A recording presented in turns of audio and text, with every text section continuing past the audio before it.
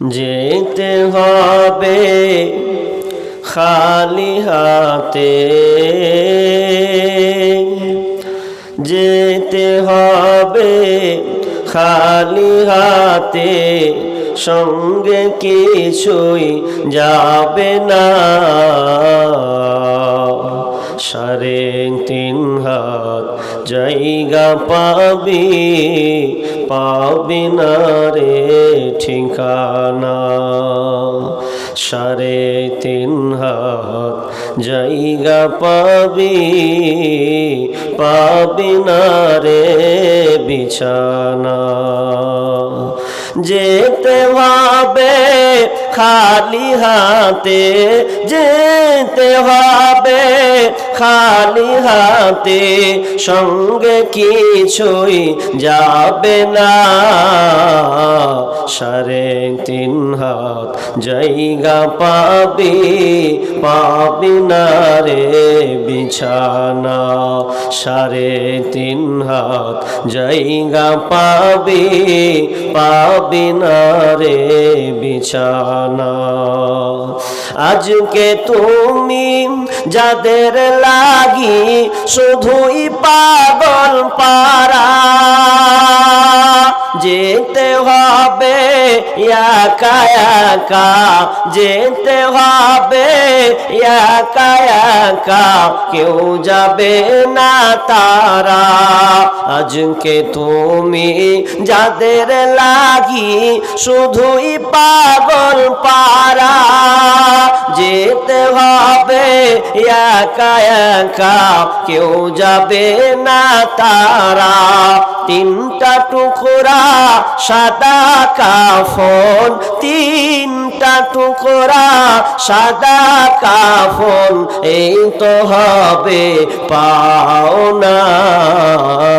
3.5 হাত জায়গা পাবি, পাবি না রে বিছানা। 3.5 হাত জায়গা পাবি, পাবি না রে ঠিকানা। 4 বেহারার পালকি যেদিন আসবে যে তোর দ্বারে, 4 বেহারার পালকি যেদিন আসবে যে তোর দ্বারে, বন্ধু বান্ধব আপন যারা কাঁদবে যারে যারে। ক্ষমতার দাপট দিয়ে, ক্ষমতার দাপট দিয়ে টিকে থাকা যাবে না। 3.5 হাত জায়গা পাবি, পাবি না রে বিছানা। 3.5 হাত জায়গা পাবি, পাবি না রে ঠিকানা। যেতে হবে খালি হাতে, যেতে হবে খালি হাতে, সঙ্গে কেউই যাবে না। 3.5 হাত জায়গা পাবি, পাবি না রে ঠিকানা। 3.5 হাত জায়গা পাবি, পাবি না রে বিছানা। উপস্থিত সম্মানীয় সুযোগ্য, আজকের এই চলমান জলসার স্বনামধন্য সভাপতি, মঞ্চে উপবিষ্ট ওলামা ইকরাম, দূর দূরান্ত থেকে আগত আজকের জলসার মেহমান সকল ও আমার সম্মুখে বসে থাকা বিভিন্ন এলাকা থেকে ছুটে আসা দিনদার ইমানদার মুমিন ভাই সকল ও পর্দার অন্তরালের প্রজেক্টের মাধ্যমে দেখনেওয়ালি সম্মানিতা মা ও বোনেরা, প্রথমে সেই মহান মুনিবের দরবারে প্রশংসা করি যে মহান মুনিব আমাদেরকে একটি মসজিদ কেন্দ্রিক আয়োজিত মাহফিলে আল্লাহ তাআলার বাণী শোনা ও হাদিস থেকে কিছু আমল করার যে একটা সুযোগ বা একটা সময় আল্লাহ তাআলা আমাদের দিয়েছেন, সে আল্লাহ সুবহানাহু ওয়া তাআলার আমরা প্রশংসা করি, বলি আলহামদুলিল্লাহ।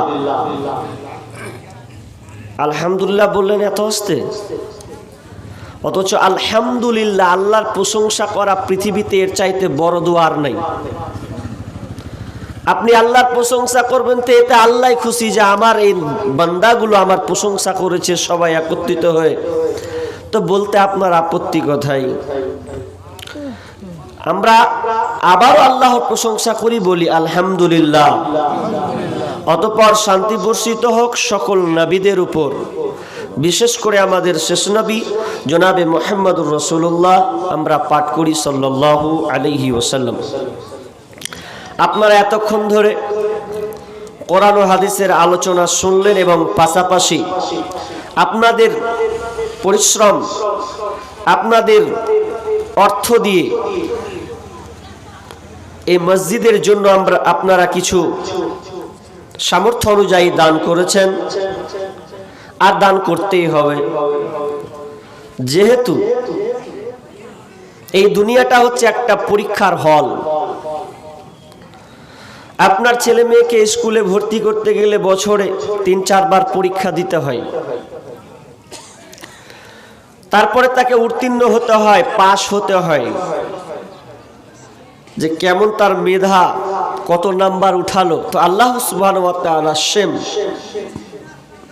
একটা জিনিস ভাবেন, আপনার ছেলে মেয়ে যদি পরীক্ষা দিতে গিয়ে যদি ফেল করে দেয়, তাহলে এর বাঁচার পথ আছে। কিন্তু দুনিয়া এমন একটা জিনিস, যদি আপনি একবার ফেল করে দেন, আপনার আয়ু যদি গড় শেষ হয়ে যায়, কবরে যদি আপনি ধরা খেয়ে যান, ফেল করে দেন, তাহলে কিন্তু আপনার আর বাঁচার কোনো পথ নেই। আমি আপনাদের সম্মুখে একটি বিষয় নিয়ে দ্বন্দ্বমান হয়েছি। আয়াত দুটা কিন্তু মুশরিক কেন্দ্রিক। আপনি আশ্চর্য হয়ে যাবেন যে আমরা তো সবকটা মুসলমান বসে আছি, তাহলে আপনি মুশরিকের আয়াত কেন পড়তে গেলেন? হ্যাঁ জি, দুটো আয়াত হচ্ছে বাকারার, আর বাকারা থেকে 2টি আয়াত মুশরিককে কেন্দ্র করে আল্লাহ তাআলা নাজিল করেছেন। তো আমি আপনাকে এই দুটো আয়াত শুনিয়ে আমার কি লাভ হবে?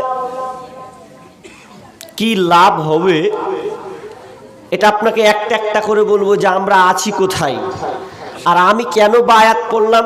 এতক্ষণ পর্যন্ত আমাকে গাল দিবেন না, আগে যতক্ষণ না শুনবেন।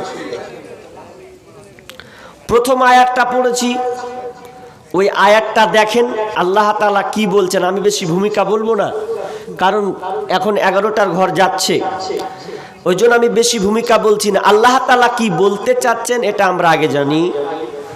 বিসমিল্লাহির রহমানির রহিম। ওয়া মাসালুল লাযীনা কাফারু কামাসালিল্লাযী ইয়ানইকু বিমা লা ইয়াসমাউ ইল্লা দুআআ ওয়া নিদা সুম্মুন বুকুমুন উমিয়ুন ফাহুম লা ইয়াকিলুন। আল্লাহর উদাহরণ এটা, আমার উদাহরণ নয়, আল্লাহ নিজে উদাহরণ দিচ্ছেন। দুনিয়ার মানুষের উদাহরণ একরকম, আর আল্লাহ উদাহরণ দেয় তাহলে একটা দামি জিনিস হবে। আল্লাহ যদি উদাহরণ দেয় তাহলে কত দামি জিনিস হতে পারে।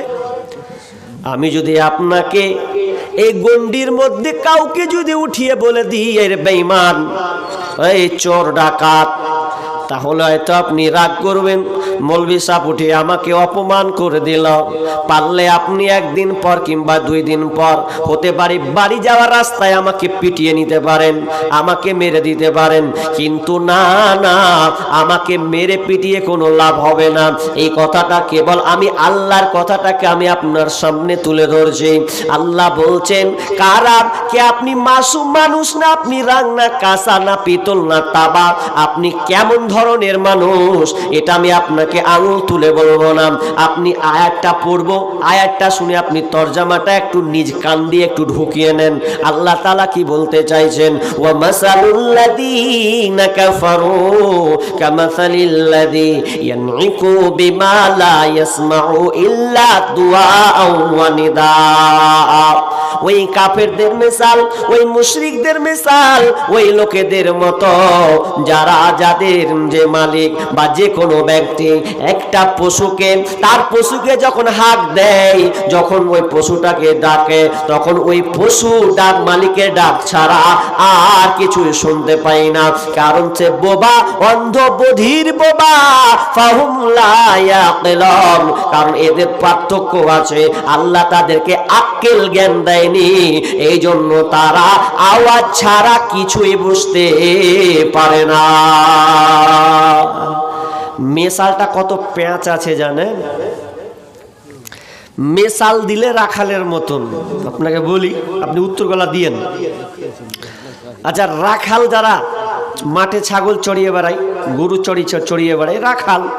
আচ্ছা, রাখাল যারা রাখালি করে, এরা তো ছোট ছোট বাচ্চা, 8 বছর 9 বছরের বাচ্চা দেখবেন।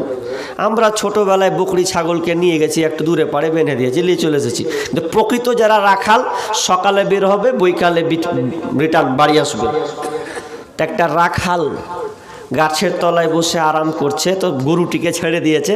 তো গরুটি আপনার খাচ্ছে, আনন্দ চিত্তে খাচ্ছে, খা জায়গা ছেড়ে দিয়েছি, ভালো ঘাস। আর এই 8-9 বছরের ছেলে, 10 বছরের ছেলে রাখাল করতে গিয়ে ওর মন টন খারাপ। রাখালিলা অনেক সময় গাছের তলা পেলে গেলে ছাড়ে না, ওখানে লাঠি লিয়া বসে আনন্দে দিচ্ছে, গান গায়ে। তো গান গাইছে, দুলতে এক পর্যায়ে ওই রাখাল দুটা বুঝলেন, ওই গরুগুলা ঘাস খেতে জয়দুরের ভুঁয়ে যায় ঢুকে গেছে। হাজি জয়দুরের ভুঁয়ে যদি ঢুকে যায়, আকাম করে দেয়, জয়দুর ওকে রাখবে? ও তো রাখবে না। আর চট করে রাখালের তখন ঘুম ভেঙে গেছে, বিয়ে এ তো গরু গোলমাল শুরু করে দিলে, অমুক জমিতে ঢুকে গেল, তো টমেটো বেগুন খেয়ে তো একাকার করে দিলে। তখন রাখালটা দূর থেকে হাঁক মারছে গরুটাকে, এই গরু ঘুরলে। আচ্ছা, অতক্ষণ থেকে 4 বার হাঁক মারছে। আচ্ছা আপনারা বলেন তো, গরুটা করে ঘুরবে? জীবনে ঘুরবে? আচ্ছা, এটা একটা গেল। আর একটা উদাহরণ দিই। একটা 8-9 বছরের বাচ্চা ছেলে লোভী জিনিস হতে পারে, লোভ আসবে ওর মধ্যে। এখন আপনি বেগুন টমেটো চাষ করেছেন মাঠে, দেখবেন ছোটবেলায়, আমাদের কথা বলছি, লুকানো কথা বলে দিচ্ছি আপনাদের, পরে খারাপ ভাবিয়ে না, আপনাকে বোঝানোর জন্য বলছি। আমরা ছোট অবস্থায় যেতাম, ওই 8-9 বছরে যদি মাঠ যদি যেতাম, তো পকেটে নুন ভরে নিয়ে যেতাম, লবণ। ওই লবণ ভরে নিয়ে যে যার টমেটো ভালো চিকনা সালাকে পেরে হাঁটনু দিয়ে ওই পুকুরের ধার বসে খেয়ে গোসল করে বাড়ি। তো ওই রকমই একটা ছেলে টমেটো দেখেছে, পাকা টমেটো, এখন আবার তুলবে। এখন তুলে যখন নিচে, তো ওখান থেকে ওর আব্বা দেখে নিয়েছে, 1/2 কিলোমিটার থেকে, মাঠ থেকে বুঝতে পারছে যে আমার ছেলে দেখ অন্য ভুঁয়ে ঢুকছে। তখন ছেলেটার নাম হচ্ছে কি, আব্দুর রহমানকে ডাকছে ওদিক থেকে, আব্দুর রহমান। যেমনি বলেছে বাপের ডাক আর থামে, পরের ভুঁয়ে টমেটো চুরি করছি। এই যেমনই শুনেছে বাপের ডাক, মারলো, তোর বাড়ি তো ঢুকবো না, আগে অন্য দিক, তারপর কোন কথা। এইরকম বন্ধু আমার, উদাহরণটা 2টা দিয়েছি, আয়াতটা কেন্দ্রিক, ভালো করে নজর লাগান। গরুটারও কান আছে, ওই বাচ্চাটারও কান আছে, গরুটার মুখ আছে, ওই ছেলেটারও মুখ আছে, গরুটার মাথা আছে, ছেলেটারও মাথা আছে। তবে গরুটা কেন ফিরলো না, মানুষটা কেন ফিরে পালালো, বাচ্চাটা কেন ওখান থেকে দৌড় মারলো? আল্লাহ সুবহানাহু ওয়া তাআলা এখানে 2টি ভাগ করে দিয়েছেন। ফাহুম লা ইয়াকিলুন, এদের মধ্যে আক্কেল জ্ঞান তালা, তার মানে গরুটার মধ্যে আক্কেল তালা জ্ঞান নাই। মানুষকে আল্লাহ বিবেক বোধ শক্তি দিয়েছেন, এটা ভালো এটা মন্দ, এটা ভালো এটা মন্দ, এখানে আছে মার, এখানে আছে সম্মান। তাই বলে তারা, সেই ছেলেটি ওখান থেকে পালালো। শিক্ষিত সুধী মণ্ডলী, আল্লাহ তাআলা উদাহরণ দিয়ে দিলেন। তার মানে আপনাকে মুয়াজ্জিন ডাকলো, হাইয়া আলাস সালাহ,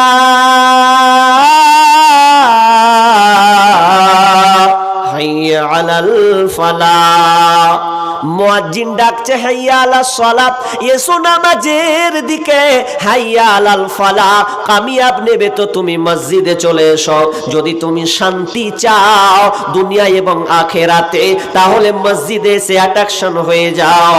কিন্তু দেখেন, আমরা কত নির্বোধ হলে, আমরা কত নম্বরের গাধা হলে, আমরা কত নম্বরের নিচে গেলে আমরা আজান শোনার পরেও, আজানটা কার? তো আল্লাহর। আল্লাহর আজান শোনার পরেও আমরা মসজিদের দিকে যাই না। অথচ দেখবেন আল্লাহ পশুর মেসাল দিয়েছেন, আপনার পশুটা এর চাইতেও অনেক ভালো। আপনার বাড়িতে যদি খাসি থাকে, ওই খাসিটা আপনি কুরবানির জন্য নিয়েছেন, এখন খাসিটাকে আপনি ঠিক মতন খেতে দেন, ওই খাবারটা খেয়ে খেয়ে আপনাকে কিন্তু চিনে নেই। এতটা চিনেন, আপনি যখন বাড়িতে বৈকালে ঢুকেন কিংবা সন্ধ্যায় ঢুকেন, ওই খাসিটা আপনাকে দেখে চটচট সঙ্গে সঙ্গে চিনে ফেলে, কারণ ওটা আমার মালিক, ও আমাকে ভুট্টা খেতে দেয়, গম খেতে দেয়, আমার জন্য কাঁঠাল পাতা নিয়ে আমাকে খেতে দেয়, সঙ্গে সঙ্গে আপনাকে চিনে নেয়। শুধু তাই নয়, গরুকে আপনি ছেড়ে দেন, গরু সন্ধ্যা হলে ওই গরুটা আপনার গোয়াল ঘরে এসে এসে হাজিরে দেবে, কোনো ঘরে সে লুকাবে না। আরে ছোট ছোট মুরগিগুলোকে দেখেন, অনেক মায়েরা মুরগি পোষাকে পছন্দ করে, ভালোবাসে, ওই মুরগিকে সকালে ছেড়ে দেয়, সন্ধ্যা ঘনিয়ে এলে মুরগিগুলো অন্য কারো খুল্লায় ঢোকে না, তার শট করে তার খুল্লার ভেতরে ঢুকে যায়, কারণ ওরা জানে এটা আমার মালিকের দরজা, এটা আমার মালিকের ঘর, এটা হচ্ছে আমার বাসস্থান, এটা হচ্ছে আমার জায়গা। কিন্তু হতভাগা মানুষ রে, আল্লাহ তোমাকে 5 বার ডাকলো, এরপরেও তোমাকে মসজিদে পাওয়া গেল না, তোমাকে জলসায় পাওয়া যায় না, তোমাকে মক্তবে পাওয়া যায় না, ভালো ভালো কাজে তোমাদেরকে পাওয়া যায় না। এটা একটা আয়াত পড়েছি, আর একটা আয়াত পড়েছি, ভালো করে কান দেন। কি আয়াত? বিসমিল্লাহির রহমানির রহিম। ইন্নাল্লাযীনা কাফারু সাওয়াউন আলাইহিম আনজারতাহুম আম লাম তুনজিরহুম লা ইউমিনুন। ইন্নাল্লাযীনা কাফারু, হে নবী আপনি কাফেরদেরকে বলুন বা না বলুন, সতর্ক করুন আর বা নাই করুন। ইন্নাল্লাযীনা কাফারু সাওয়াউন আলাইহিম আনজারতাহুম আম লাম তুনজিরহুম লা ইউমিনুন। আপনি তাদেরকে বলুন কিংবা নাই বলুন, ওরা কিন্তু আপনার কোনো কথায় কর্ণপাত করবে না, ওরা আপনার কোনো কথায় তারা শ্রবণ করবে না। এবার থামেন, একটু থামেন। কে? আচ্ছা বলেন তো, বছরে জুমার খুতবা কটা হয়? কেউ বলবেন না, শুধু খালি মুসল্লি যারা জুমা পড়তে যান ওরা বলেন যে বছরে জুমার খুতবা কয়টা হয়? কে বললে 52টা? কে বলেছে গো? ভয় করছে আবার, দেখছেন বলে সাহস করবো যে হ্যাঁ 52টা আমি গুনেছি, 52টাই। আপনি মাশাআল্লাহ, বছরের জুমার খুতবা হচ্ছে 52টি, ঠিক আছে? এটা আবার পেন্ডিংয়ে রাখেন। এবার চলেন এই পেন্ডিংটা এবার বুঝাবো। এবার আমি একটা হাদিসের ঢুকে যাচ্ছি। কি হাদিস? ভালো করে কান লাগান। একজন সাহাবীর নাম হচ্ছে আব্দুল্লাহ বিন হুজাফা। সাহাবীটা কত দামি! সাহাবীকে যখন ওই রোম সম্রাট, খ্রিস্টান রোম সম্রাট যখন আব্দুল্লাহ বিন হুজাফাকে বন্দি করল, ওকে জেলে ভরে দেওয়ার পর এবার দৈনন্দিন তো জেলের ভেতরে ঢুকলে খাবার লাগে, কিন্তু দেখেন তার সঙ্গে কত নিষ্ঠুরতা শুরু করেছে, কত নির্যাতন। তাকে যখন খাবারটা দেওয়া হচ্ছে, আব্দুল্লাহ বিন হুজাফাকে দারোয়ানের হাতে খাবার দিয়ে পাঠাচ্ছে, যা ওকে খাবার দিয়ায়। কি খাবার? বলছে রুটি দিয়ায়, আর রুটির ওপরে শুকরের মাংস দিয়ে দেয়, শুকুরের মাংস চাপিয়ে দে, ওটা হচ্ছে ওর খাবার। সকালবেলায় খাবারটা জেলখানার ভেতর দিয়ে ঢুকার পর বলছে ভাই খাবারটাতে কিসের মাংস আছে? তো দারোয়ান বলছে এই খাবারটা হচ্ছে শুকুরের মাংস। আব্দুল্লাহ বিন খাবো না, শুকুরের মাংস খাওয়া হারাম নয়? হারাম, খাবো না, ছেড়ে দিলে। একদিন না খেয়ে থাকলো, দ্বিতীয় দিন আবার খাবার দিয়ে আসে, আবার একটা রুটির উপরে লাগিয়ে দিয়েছে শুকরের মাংস।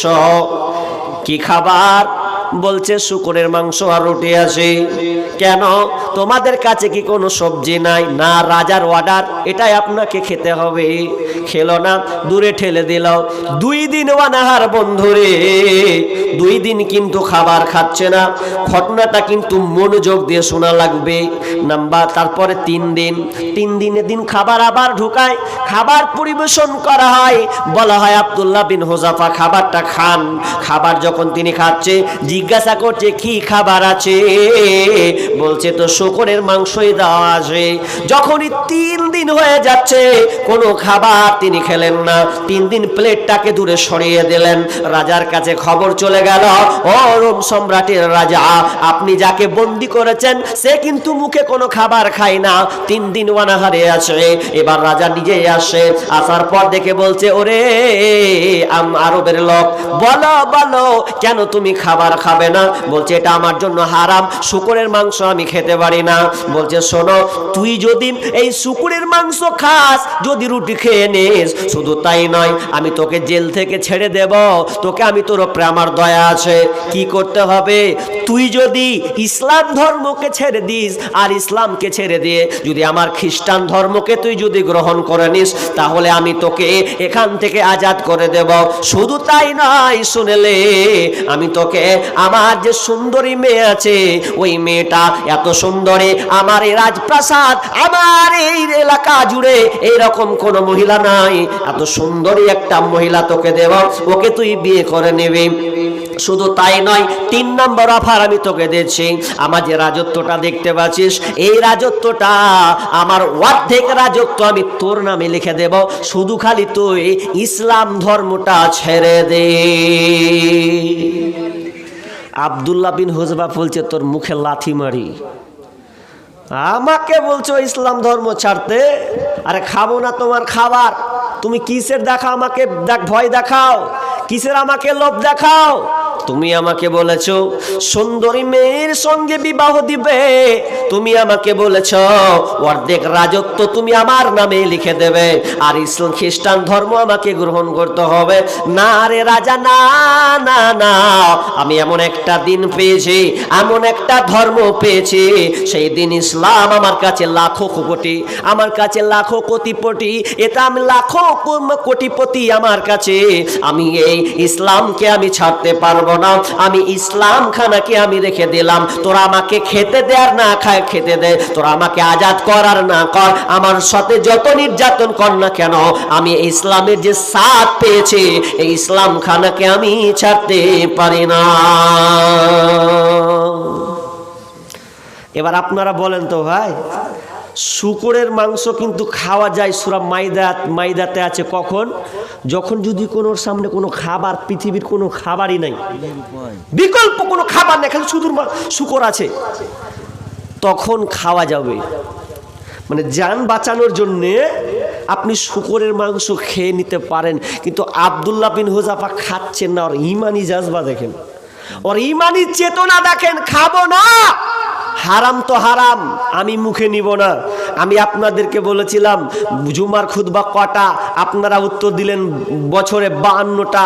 এবার হাত তুলবেন যে জুমার খুতবাতে ইমাম বক্তব্য দেয়, খতিব বক্তব্য দেয়। আচ্ছা, সুদের ব্যাপারে বক্তব্য দেয়নি, ঘুষের ব্যাপারে বক্তব্য দেয়নি, নেশাদার দ্রব্যের ব্যাপারে বক্তব্য দেয়নি, মিথ্যা কথার ব্যাপারে বক্তব্য দেয়নি, ডাকাতির বিরুদ্ধে বক্তব্য দেয়নি। এরকম একটা লোক হাত উঠিয়ে দেখান যে মৌলানা জীবনে আমি এইরকম ওয়াজ 52টা খুতবার মধ্যে একটাও শুনেনি, এরকম একটা লোক হাত তুলেন তো আল্লাহর রাস্তে। বুড়া বাপজি হাত তুলে দিয়েছে, কিন্তু বুঝতে পারেনি, উনি বুঝতে পারেনি বলে হাতটা তুলে দিয়েছে। হ্যাঁ, আচ্ছা, বুঝতে পারেনি। আমার প্রশ্নটা আবার বলছি, দেখেন, আপনি জীবনে সুদ, ঘুষ, নেশাদার দ্রব্য, মানে এক কথা আপনাকে বলছি যে মদ খাওয়া হারাম, নেশাদার দ্রব্য পান করা হারাম, এ ব্যাপারে আমি শুনিনি এরকম হাত তুলেন, একটাও নেই। তার মানে আপনারা সবাই শুনেছেন, সবাই শুনে আপনারা সব জ্ঞান অর্জন করে নিয়েছেন।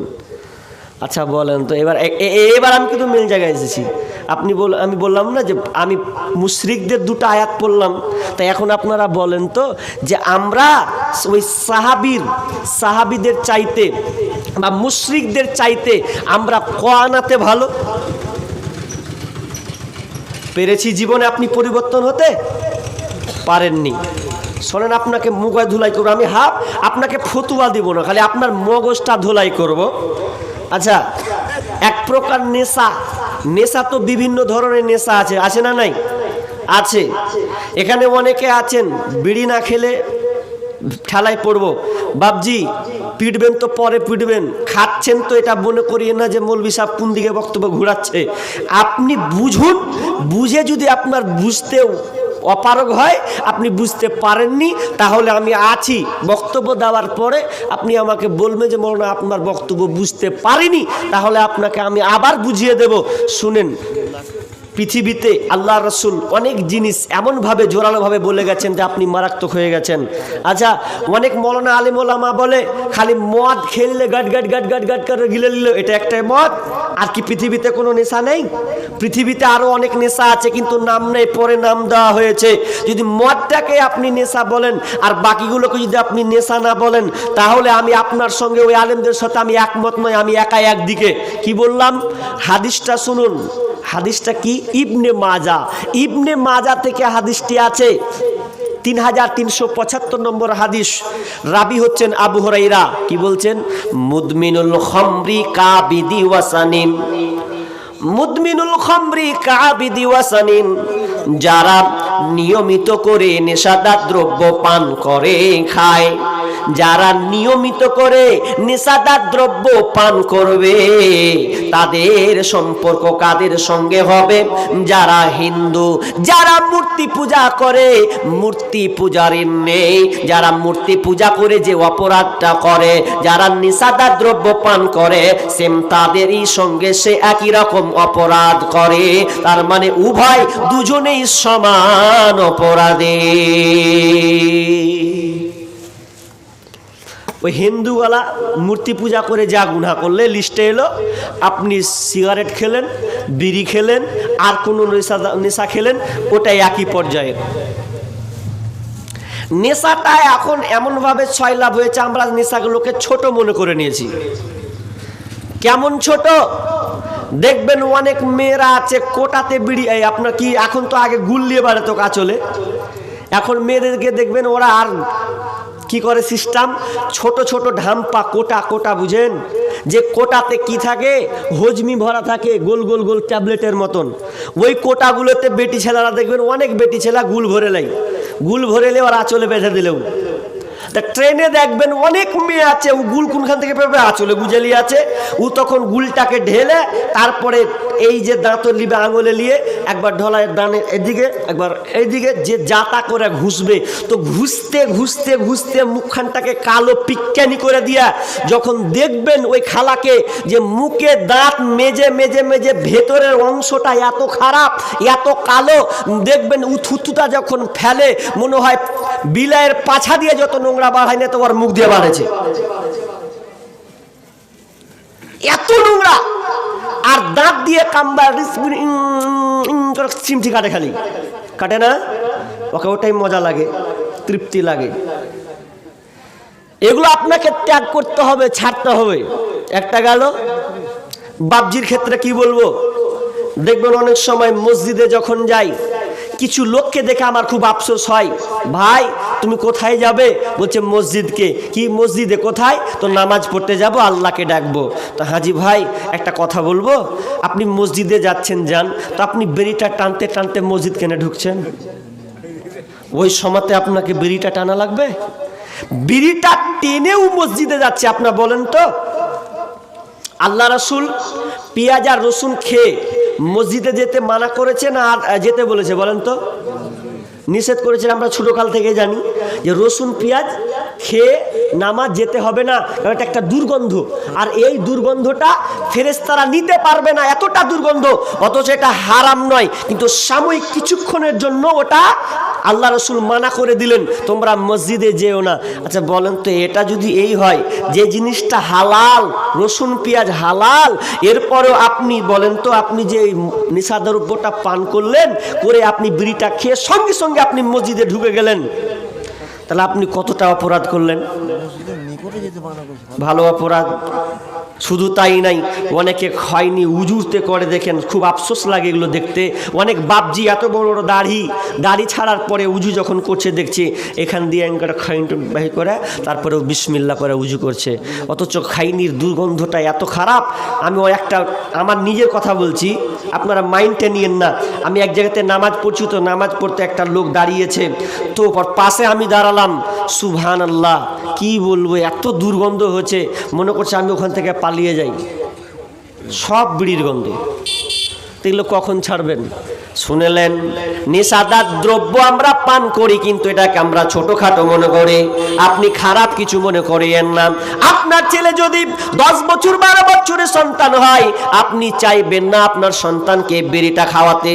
আপনার মন বলবে না আমার ছেলে আমার সামনে বিড়ি খাক, আমার ছেলে 10 বছরের বিড়ি খাবে, আমি নিজের হাতে ধরিয়ে দেব। কারণ আপনি নিজেও জানেন এটা খারাপ জিনিস, আমার ছেলেকে খেতে দেব না, আমি নিজেই খেতে পারি, কিন্তু এটা তার মানে আমি নিজে প্রমাণ করছি এটা খারাপ জিনিস। শুধু তাই নয়, শুনেলেন, যারা নিয়মিত নেশাদার দ্রব্য পান করে খায়, যারা আপনার নেশাদার পান করেন, বিশ্বনবী বলছেন ইসকা মিন নাহারি গাউতাতে, যখন জাহান্নামে যারা দুনিয়াতে মদ পান করেছে, নেশা পান করেছে, তাদেরকে একটা খাবার দেওয়া হবে। খাবারটা কেমন? ইসকা মিন নাহারি গাউতাতে, একজন নাপাক মহিলা, বেশ্যা মহিলা, যারা আপনার বেপর্দা মহিলা, যারা নিজের শরমগাকে বিক্রি করে দিয়েছে পরপুরুষের কাছে, ওই রকম মেয়েরা দাও দাও দাও দাও করে জাহান্নামে জ্বলবে। তো জ্বলতে জ্বলতে জ্বলতে তাদের লজ্জা স্থান থেকে দুর্গন্ধযুক্ত পচা এত গন্ধ করবে, জাহান্নামীরা পর্যন্ত টিকতে পারবে না। হায় আল্লাহ, কোন জায়গায় এসেছি মাবুদ রে, এ তো বড়া গন্ধ, এ গন্ধে তো নিজেরা টিকতে পারবে না জাহান্নামীরা।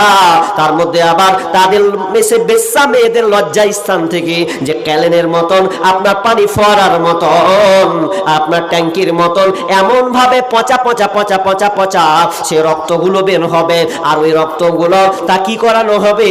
যারা দুনিয়াতে মদ পান করেছে, নেশা পান করেছে, তাদেরকে সে নোংরা ওই ক্যালেনের পানিগুলো তাদেরকে খাওয়ানো হবে।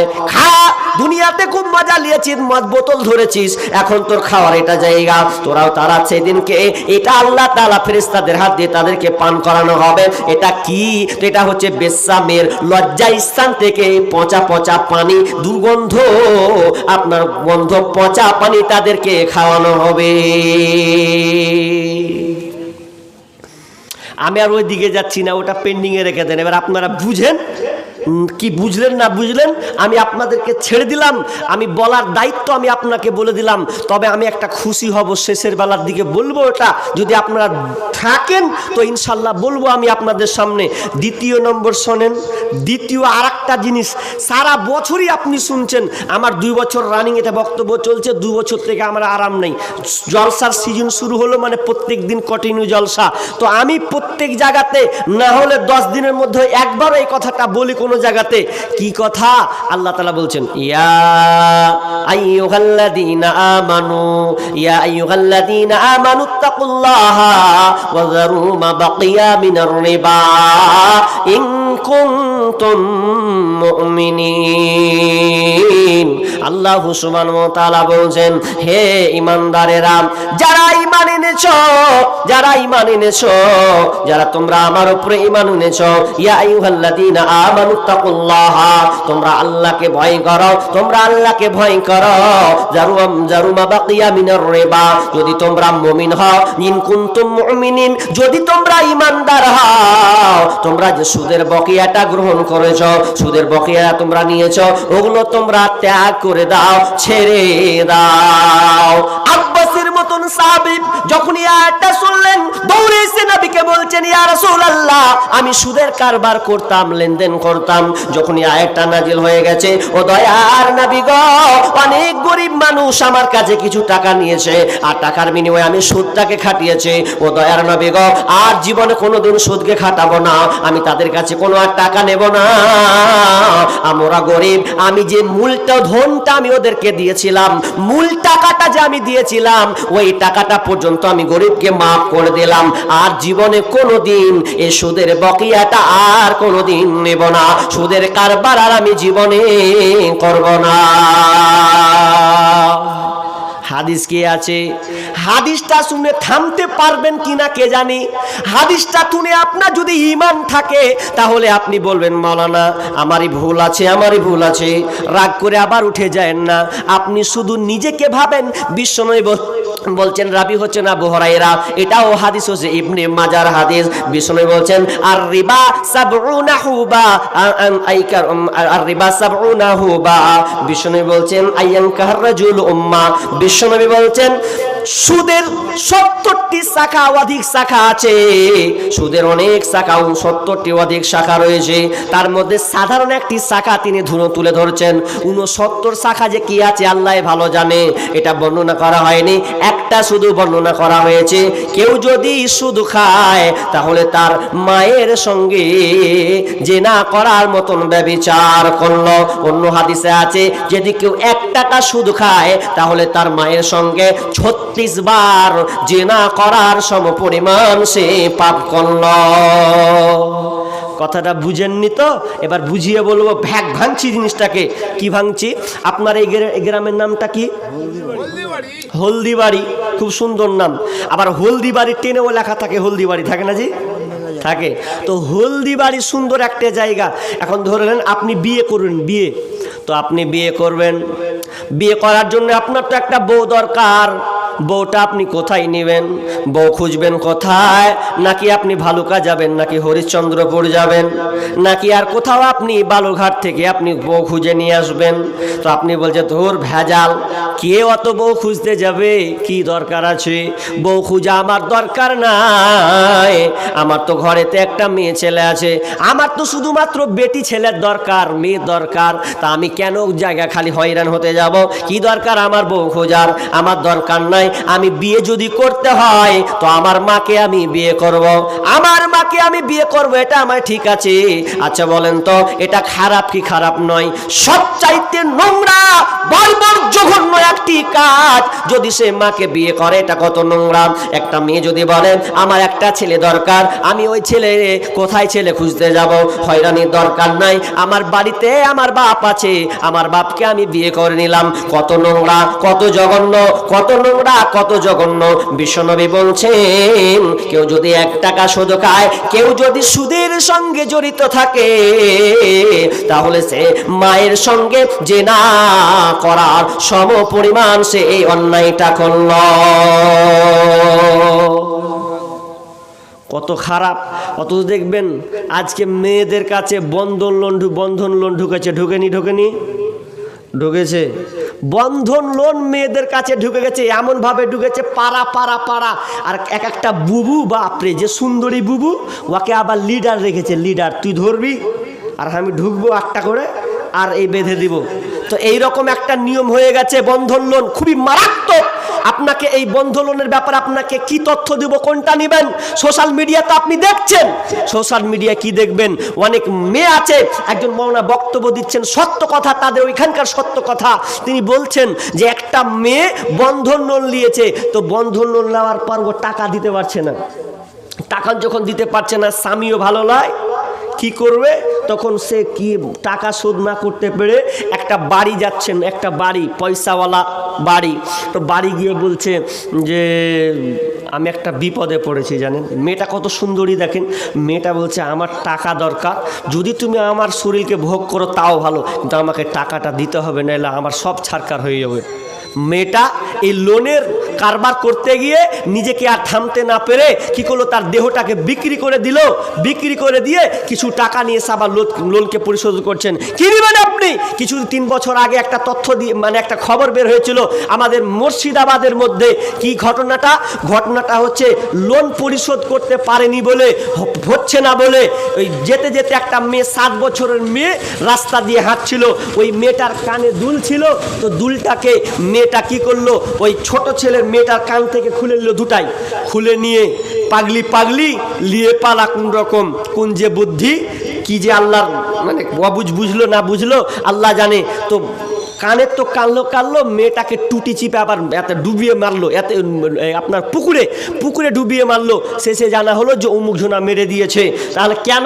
মূল কাজ কেন এ করতে গেল বা কি দরকার ছিল? শুধু তার লোনকে মিটানোর জন্যে।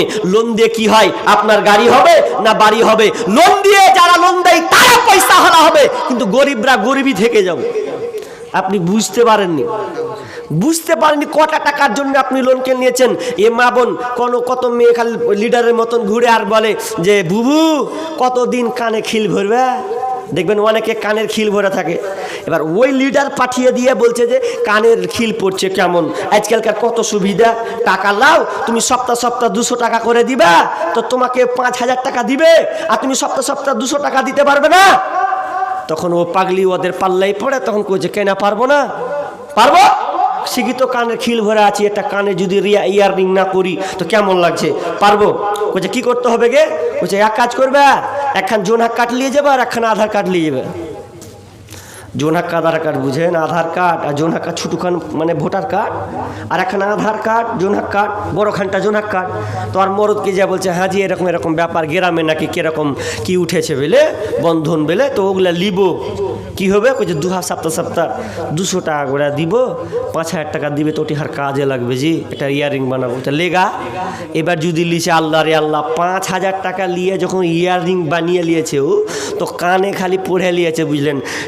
যেদিন থেকে ও খিল ভরেছিল ওদিনকে কান দেখাতো না, আর যেদিন ও বানিয়ে নিয়েছে কাপড়খানটা ঢাকে না, খালি কানের এপার দেবাহি করছে ও, আর কল টিপছে, আর কল টিপা খালি কেউ খালি কহুক যে ইয়ারিং কুণ্ঠে পালি, খালি ওটা আমি কহবো, খালি কোহে দেখুক একবার যে ইয়ারিং কুণ্ঠে পালি, তখন ও একবারে টিপবে আর দেখাবে।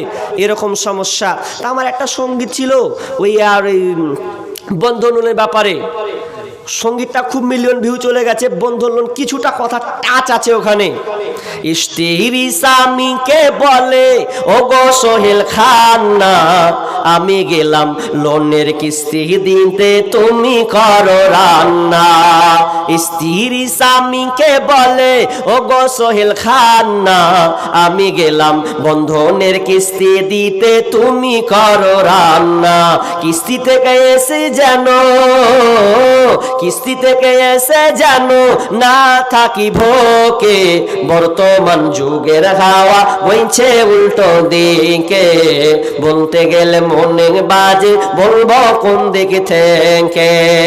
বর্তমান যুগের হাওয়া চলছে উল্টো দিকে, বলতে গেলে মনে বাজে বলবো কোন দিকে থেকে। এবার চলেন মেয়েদেরকে একটা হাদিস শোনাবো, আপনারা একটু ধৈর্য ধরেন, কারণ মেয়েরা একটু নরম মেজাজি, না কিছু পেলে ওরা আবার পালিয়ে যাবে। তো ওদেরকে আমি একটু কিছু দিই। কি মা ভালো আদেশ নিষেধ, আল্লাহ তাআলা যেগুলোকে আদেশ করেছেন ওগুলোকে আমাদেরকে মানতে হবে, যেগুলোকে নিষেধ করেছে সেগুলোকে আমাদেরকে বর্জন করতে হবে। তাহলে আমরা ইসলামের দণ্ডিতে আমরা থাকব। কিন্তু মুসলমান যেগুলোকে নিষেধ করেছে ওগুলোকে আমরা ধরছি, যেগুলোকে আদেশ করেছে ওগুলোকে আমরা ছাড়ছি। তার মানে আমরা কতটা অপরাধী শুনেলেন। আল্লাহ তাআলা যখন আদমকে বললেন, আদম রে লা তাকরাবা হাদিহিস শাজারা ফাতাকুনা মিনাজ জালিমিন, ও আদম খবরদার তোমরা দুজনে গাছটার নিকটে যাবে না, আমি আল্লাহ নিষেধ করে দিলাম, যদি তোমরা যাও তাহলে তোমরা জালেমদের অন্তর্ভুক্ত হয়ে যাবে, জালেমদের অন্তর্ভুক্ত হয়ে যাবে, তো যেও না। তো আদম এক পর্যায়ে কি হলো, করতে করতে আল্লাহর নিষেধটাকে আর ধরে রাখতে পারলে না, যে এটা ফল খেয়ে নিলে, যেমন খেয়ে নিলে, তার মানে ও অপরাধী হলো কি হলো না, অপরাধী হলো। এবার ইবলিসকে বলছে আল্লাহ ওয়াইদ কুলনা লিল মালাইকাতি ইসজুদু লি আদামা ফাসাজাদু ইল্লা ইবলিস। হে ইবলিস, যখন বলা হলো ফেরেশতা ইবলিস সহ বলা হলো তোমরা আদমকে সিজদা করে দাও, ফেরেশতারা সিজদা করে দিল ইল্লা ইবলিস, কেবল ইবলিস সিজদা করলো না।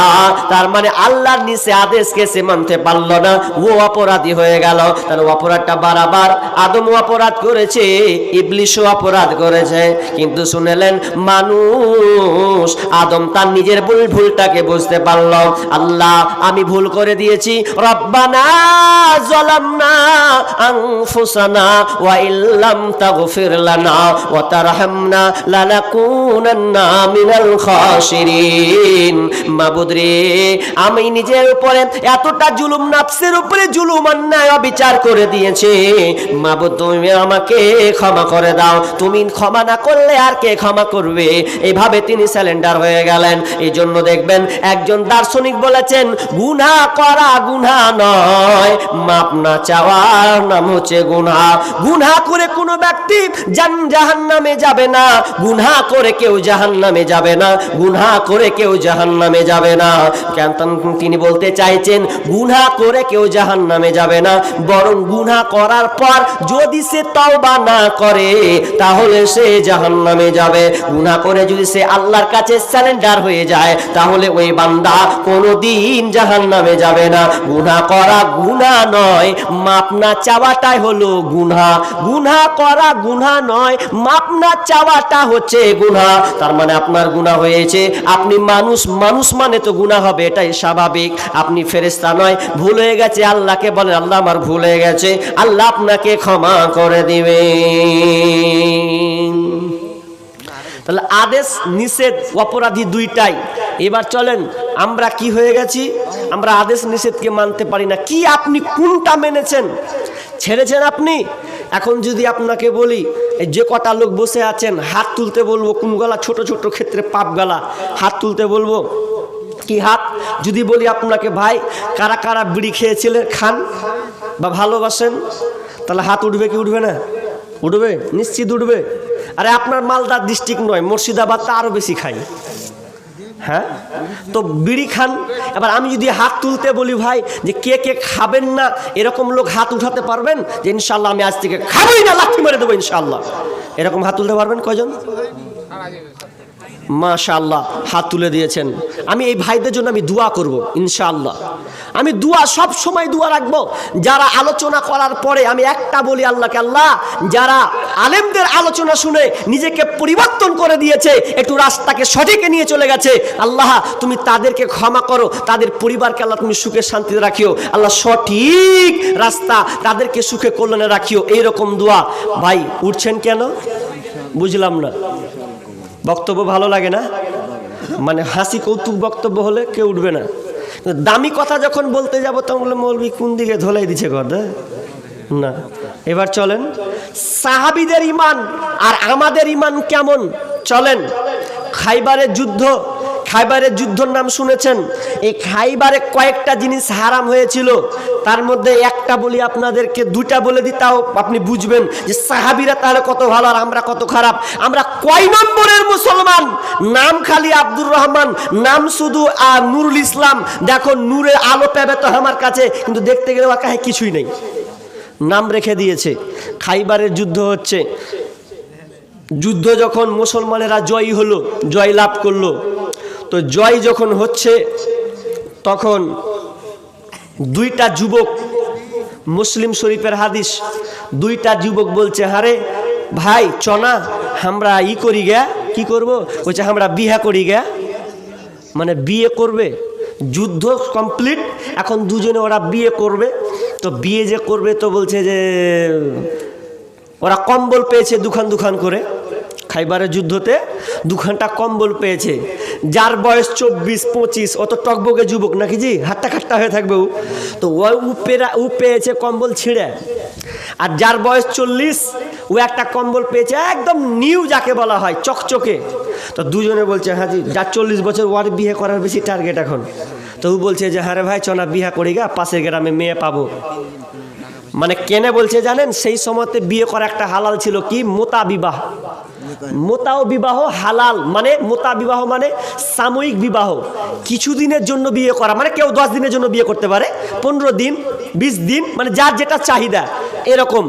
এই জিনিসটা কিন্তু এখনো ইরানে আছে, এটা হারাম, কিন্তু হারাম। তো ওরা দুজনে বলছে চ বিয়ে করি গা। তো বিয়ে যখন করতে যেছে, তো বিয়ে করতে যে এবার বলছে চৌমুখ জায়গাটা ওই পাড়াটা, এবার যখন যাচ্ছে আনসারি ওই ঢুকছে ওইদিকে, ঢুকে তখন আওয়াজ দিচ্ছেন ফিরে, হাজি বাড়িতে আছো জি? একটা মেয়ে, সুন্দরী মেয়ে, এত সুন্দর মেয়ে, চেহারা দেখতে সুন্দর, ও দরজা খুলছে, দরজা খুলে বলছে কি আছে? বলছে আমরা বিয়ে করার লেগে এসছি বুঝলা। ও তোমরা বিয়ে করবে কয়জনা? কইছে আমরা দুজনেই বিয়ে করব। তোমরা দুজনেই বিয়ে করবা? বলছে হ্যাঁ। বলছে বিয়ে তো দুজনাকে করা যাবে না, করলে একজনাকে করতে হবে। তা আমারও তো আছে বিয়ে করার ইচ্ছা। তো বলছে কি দিবা? তো বলছে কি আর দিব, একটা চাদর পেয়েছি গিফট, খাইবারের জুতো থেকে, এটাই দিব। আর কি দিব? যার 25 বয়স ওকে কইছে হ্যাঁ হ্যাঁ চাচা, আরে ভাই তো কম্বল যে তুই, তোর বয়স 40, আর যে যার যেছে, তো কম্বল যদি দিয়েই দিবি তো কি গায়ে দিবি? হে বলছে লক করে থাক, ওগুলা ঠান্ডা আমি নিয়ে নেবো, বিহার ঠান্ডা আমার যে লেগেছে ওটা আমার সহ্য হয় না, তো তুই ফের শীতের কথা কইতে আসছিস, আগে করে লি বিয়েটা, তারপর দেখা যাবে। তখন ও বলছে ঠিকই আহে যা, কথা খারাপ লাগে ভালো। তখন বলছে তোমরা দুজনে বিয়ে করবে? বলছে হ্যাঁ। মেয়েটা বলছে তোমাদের দুজনের মধ্যে আমি একজনকে চয়েস করব। এবার দুজনে একবার ওর দিকে তাকাচ্ছে, একবার ওর দিকে তাকাচ্ছে, কাকে যে লিবে, কাকে যে গ্রহণ করবে। যার 40 বছর ভাবছে তো আমার তো বয়স 40, মনে হয় আমাকে লিবে না। আর যার বয়স 24 মনে বলছে আমার তো ক্যাথা ছিঁড়া, মনে হয় আমাকে লিবে না। ভেজালে পড়ছে, তো একবার ওর দিকে একবার ওর দিকে তাকায়। এ করতে করতে করতে মেয়েটা এবার ভাবলো কি, মেয়েটা বলছে এই ছেলেটার বয়স হলো 24, এ হলো এর কাছে ছিঁড়া ক্যাথা আছে, থাকগা কম্বল থাকগা ছিঁড়া, কিন্তু এর শরীর হচ্ছে হাট্টা কাটা যুবক শরীর আছে, এর একদম এর আনন্দটা আলাদা, এর সঙ্গে যা টাকা হবে তার চাইতে এর চাইতে বেশি থাকলে ভালো বেশি হবে। এবার ওই মেয়েটা বলছে আমি দুজনের মধ্যে একজনকে বেছে নিলাম, যে ছেলেটা 24 বছর বলছে এসো আমি তোমাকে মেনে নিলাম, কম্বলটা দাও, তোমার ছিঁড়ে কম্বলটা দাও, আমার ঘরে তুমি ঢুকে যাও। কয়দিনের জন্য বিয়েটা করছো? বলছে 15 দিনের জন্য আমি তোমাকে বিয়ে করলাম, ঘরে ঢুকে যাও, 15 দিনের জন্য হলো তুমি আমার স্বামী। যার 40 বছর খালি মাথা চুলকেছে, আমি যে বাদ কি করব। ও বলছে ভাই রে তুই যা, পরে ওদিকে দেখা যা, ওদিকে দেখা পেলবি, ওইদিকে যা ঢুঁড়ে পেলবি। এদিকে গেলাম, 15 দিন বিয়ে হয়েছে, চুক্তি হওয়ার পর এবার কিছুদিন 2-4 দিন পর এলান হয়ে গেছে, ও যারা মোতা বিবাহ করেছ রে, যারা সাময়িক বিবাহ করেছ, তোমাদের জন্য আজকের জন্য এটাকে হারাম করে দিলাম, আমি তোমাদের জন্য হারাম হারাম হারাম হারাম করে দিলাম, আর তোমরা ওদেরকে গ্রহণ করতে পাবে না, ওদেরকে তোমরা এখনই ছেড়ে চলে এসো। যখন ওই সাহাবী যেমনই এলানটা শুনেছে মোতাও বিবাহ করা হারাম, আর কই মেয়েটাকে ভোগ করা যাবে না, এর সঙ্গে আর থাকা যাবে না, তখন ওই ছেলেটা ঘর থেকে বের করে বলছেন আমি তোকে সালাম, তোর ঘরকে সালাম, তোকেও সালাম, আমি চলে গেলাম। মেয়েটা বলছে স্বামী আপনি তো আমাকে 15 দিনের জন্য বিয়ে করেছেন, এ তো মাত্র গেল 4 দিন, এখনো তো 11 দিন বাকি আছে, 11 দিন তো পূর্ণ হয়নি। সাহাবী বলছেন ওরে মহিলা, আজ থেকে তুমি আমার বিবি নও, কারণ আল্লাহ রাসূল এলান করে দিয়েছে, এলান হয়ে গেছে, কোরআন নাজিল হয়ে গেছে, আজ থেকে আর এই রকম প্রথা চলবে না, সাময়িক বিবাহ করা চলবে না। আমি তোমাকে যদি এখন টাচ করে দিই তাহলে আমার জন্য এটা গুনাহ হয়ে যাবে, 11 দিন যাক মাপ তো মাপ, আমি আর তোমার কাছে এই মুহূর্তে থাকলাম না। বাড়ি থেকে বের হয়ে সে নিজের গন্তব্যের দিকে চলে গেল। সাহাবীদের আমল দেখেন, যেমনই কোনো জিনিস হারাম তো হারাম। আর একটা হারাম হয়েছিল সেদিনকে কি জানেন, যুদ্ধ শেষ হলো তো সবারই খিদা, এত খিদা লেগেছে যে জান বাঁচি না রে, কিছু পেলেই খেলি। তো বলছে গৃহপালিত গাধা, গৃহপালিত গাধা এখন কি করবে, ও সেই সময় তো হালাল, গাধাটা হালাল, তো কাটবে, কেটে এবার পিস পিস করে মাংস করেছে রান্না, বড় হাঁড়ি চাপিয়ে দিয়েছে। সাহাবীরা খুব হাসছে, খেতে পাবো, জুতপাত করে খাবো, কারণ তো কোনো খাবার নেই, যেমনি পাতে পড়বে তেমনি খাবো। রান্না চলছে, দাও দাও দাও করে জ্বলছে, জ্বলতে জ্বলতে জ্বলতে জ্বলতে জ্বলতে ওরা সব একদম থালা নিয়ে বসে গেছে, যেমনি পড়বে তেমনি বিসমিল্লাহ, যেমনি পড়বে তেমনি বিসমিল্লাহ, খিদে লেগেছে, থাকতে পারি না। আর কেমন কি কাণ্ড দেখেন, খাবার টকবকে ফুটছে গো, মাংস টকবকে ফুটছে। এমন সময় এলেন হয়ে গেল, ওরে আজ থেকে তোমাদের জন্য গৃহপালিত গাধা হারাম, হারাম, আজ থেকে তোমরা কোনো গাধার মাংস খেতে পাবে না। যখনই এই কথা শোনা, সাল্লাহ আপনার কিনা পাতাতে পড়বে কি দূরের কথা, যেমনই এলান শুনতে পেয়েছে, ওই বড় একটা ডেক, বড় একটা হাঁড়ি সবাই এমন ধরলো, উল্টে এমন ভাবে ফেলে দিল, সামনে একদম গরম টকবকে ফুটছে, কেউ এক পিছু খেয়ে দেখলো না, সঙ্গে সঙ্গে হাঁড়ি সহ সেদিকে উল্টে দিল। তার মানে মুসলমান, তাদের কেমন আমল শুনে লাও, যারা সঙ্গে সঙ্গে আয়াত নাজিল হলে, নবীর সঙ্গে সঙ্গে নিষেধাজ্ঞা আসলে তারা সঙ্গে সঙ্গে ওটাকে মেনে নিতেন। এবার আপনারা বলেন তো, আচ্ছা জাগ্গা, ওরা পারবে তো আমরা পারবো না? বলেন যে যুবক কটা আছে, ও যুবকটি বলছি, কি যুবক বলো তো, আজ থেকে প্রেমিকা যেটি আছে সবটিকে ডিলিট করব। ওরা যদি পারে তো প্রেমিকা আমার আছে। আর আজকালকার স্কুল কলেজের ফ্যাশন, বাপরে, স্কুল কলেজ মানে জোড়া, স্কুল কলেজ মানে জোড়া। আমাকে নিতে পারেন, নাও নিতে পারে, কারণ আমি একজন স্কুলের ছাত্র। এখন না হয় ছেড়ে দিয়েছি 12 পর্যন্ত, আর আমার খবর নাই এদিকে। তবে কলেজও গিয়েছি, কলেজে দেখেছি কি বলবো, একদিকে ক্লাস হবে তো একদিকে জোড়া জোড়া বসে আছে। দক্ষতা পাস করে আপনি এগুলো দেখে আপনাকে অভিজ্ঞতা আমি আপনাকে শেয়ার করছি।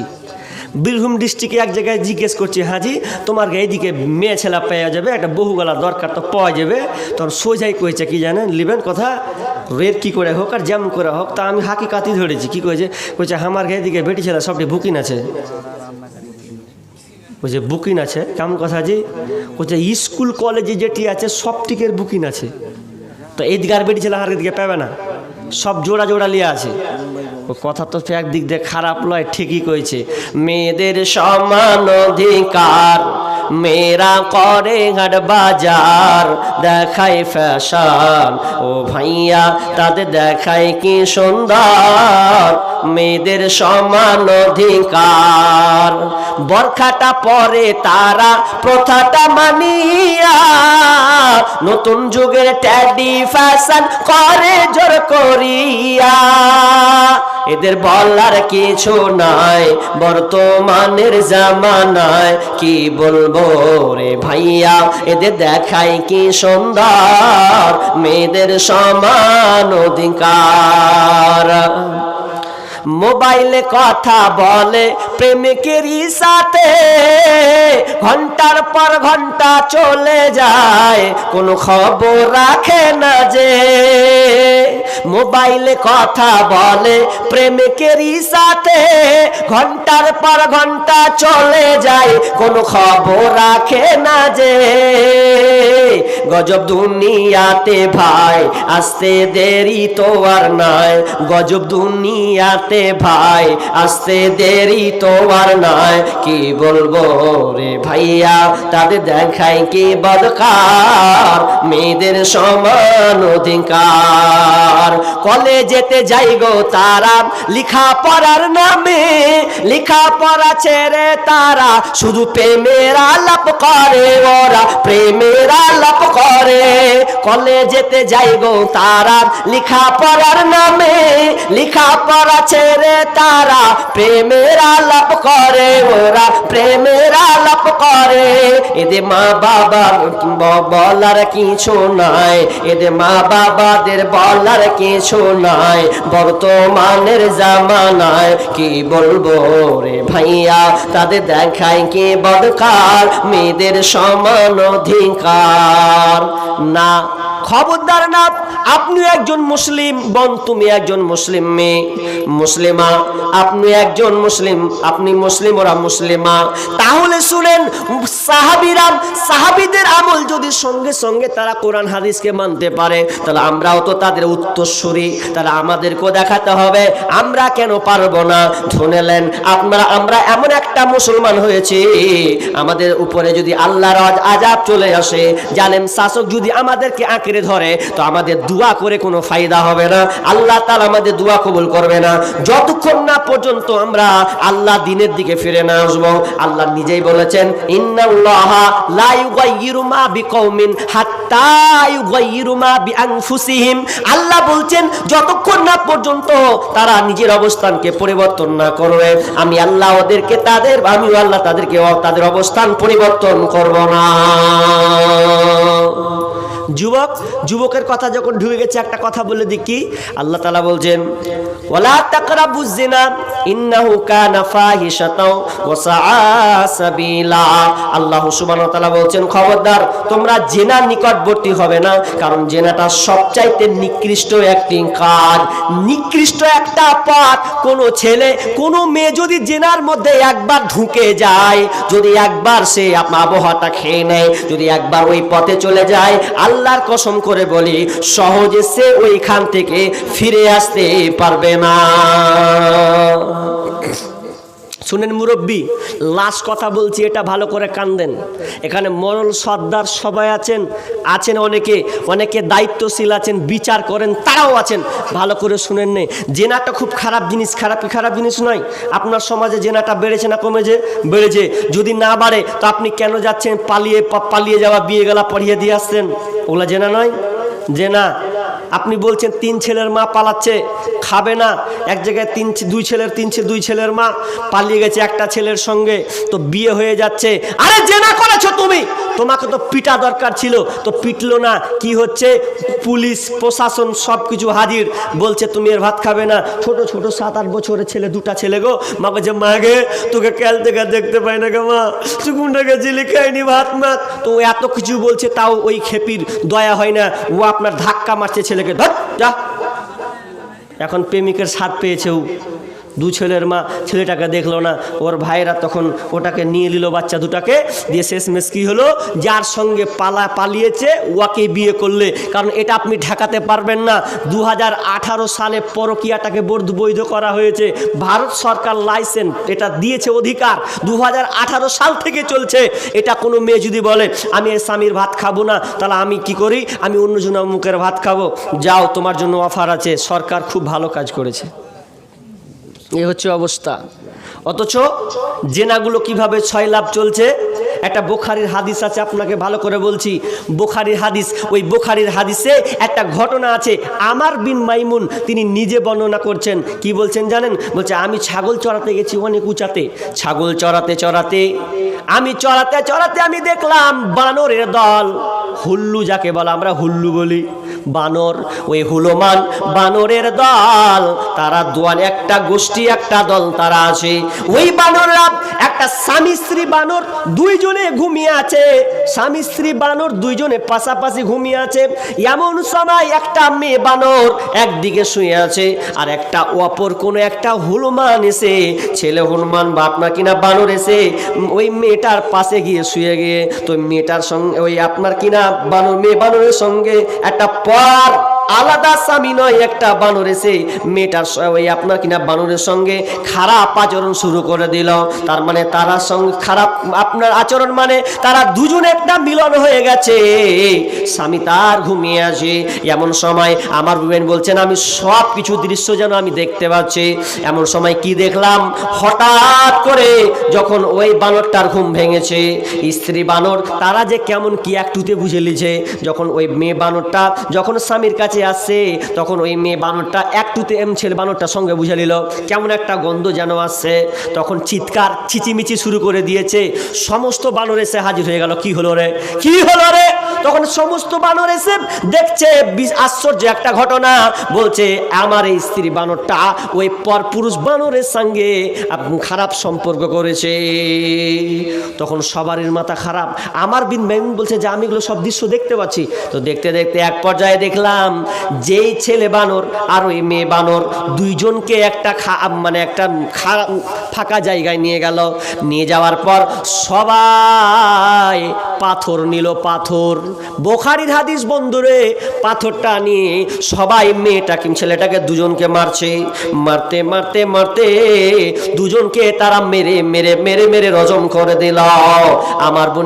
আমার বিন মাইমুন নিজে বলছেন আমি দৃশ্য দেখে আমিও নিজে থামতে পারলাম না, আমিও একটা পাথর নিলাম আর ওই পাথরটা নিয়ে আমি ওই বানর দুজনকে আমি মারতে লাগলাম। পশুরাও বুঝে যে জেনা করলে তো রজম করতে হবে তাকে। আর আমরা ভারতের মানুষ, বাংলাদেশের মানুষ, আইন তো নেই, তবে আইনটা কত কড়া। যদি করা জানতাম আমরা, তাহলে কোন একটা ছেলে মেয়ে তার সঙ্গে খারাপ রিলেশন সম্পর্ক করতে পারতো না। অথচ অহরহ 12টা গেলে দেখবেন ও ঘুমাই না, ওপর দিকে তাহাজ্জুদ নিয়ে বসে থাকে, দোয়া করেও। দোয়া মানে কি? মোবাইলের দোয়া এইরকম করে নিয়ে থাকবে, টিপুস টুপুস টুপুস টুপুস করে খালি পাঠাবে, হাত তুলে দোয়া আর ওই মোবাইলের দোয়া একই। নিনার হয় না, সকাল ওই ভোর 4টা হবে তখন ও বেঈমান ঘুমাবে, ফজরে কোনো ধারে না। তা এইরকম হালাত, তো ভাবেন তো কত কড়া। মুসলিম শরীফের হাদিস আছে, কোনো ছেলে মেয়ে যদি ধরা পড়ে কোনো জায়গায় যদি ধরা পড়ে, যদি তারা দুজনে জেনা ব্যভিচার করে, ছেলে হলে যদি বিয়ের আগে হয়, তো বিয়ের আগে হলে ওদেরকে কি করো, 100 বেত্রাঘাত লাগাও, 100 বেত্রাঘাত তাকে মারো। বিয়ের পর যদি হয় তাহলে ওকে রজম করো, ওর বাঁচার কোনো পথ নাই। পৃথিবীতে অনেক পাপ আছে, বাঁচার পথ আছে, কিন্তু এটা এত জঘন্য পাপ, এত জঘন্য পাপ। আরে সাহাবীদের মধ্যে অনেক সাহাবী, মেয়ে মহিলা সাহাবী, তারপর ছেলে সাহাবী, তারা পর্যন্ত এই জেনাতে কোনো পাপে স্লিপ খেয়েছে, তারা বলেছেন রজম করে দেন। আল্লাহ রাসূল তো তাদেরকে বলতেন যে আল্লাহর কাছে যা ক্ষমা চেয়ে নাও, এটা প্রচার হয়ে গেল, আল্লাহ ক্ষমা করে দেবে। কিন্তু না, দেখলো যেহেতু প্রচার হয়ে গেছে, জঘন্য পাপ, তাহলে তো বাঁচার পথ নাই, তোমাকে রজম করে দিতে হবে, মরতেই হবে। আজকে আমরা কত দেখছি দেওর ভাবির সঙ্গে সম্পর্ক, বলার কথা নয়। মেয়েদের ব্যাপারে একটা হাদিস শেষে বলবো, শেষে বলে আমি আলোচনা শেষ করে দিব। তবে এই কথাটা ভালো করে শুনেন, কি যদি বিয়ের পর কোনো ছেলে কোনো মেয়ের সঙ্গে যদি বিয়ে হওয়ার পরেও যদি সম্পর্ক রাখে, তার সঙ্গে খারাপ রিলেশন জড়িয়ে যায়, তাহলে তাকে রজম করে মারতে হবে। কেন এই বিধানটা দিলেন? বিধানটাতে লাভ আছে। যদি আরব দেশে এখনো আইনটা চালু আছে, এজন্য আপনি জেনা পাবেন না, খুব পাবেন না। ধরা পড়লে আর বাঁচার পথ নাই। কি করবে?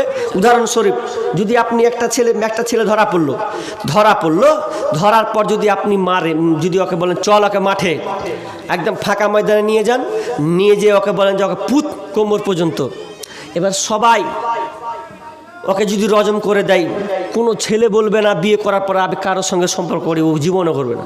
একটা গেল।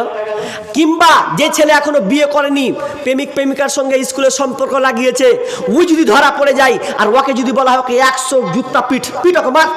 আচ্ছা, লোকের সামনে যদি 50 বাড়ি হয়ে যায়, 5টা ছেলে যদি আসে, তাও বলবে হবে ছোড়াকে 50 বাড়ি মারলে আরও ফের 50 বাড়ি মারবে, কিসের লেগাবে? সাইকেলটাকে চুরি করে হলো নাকি?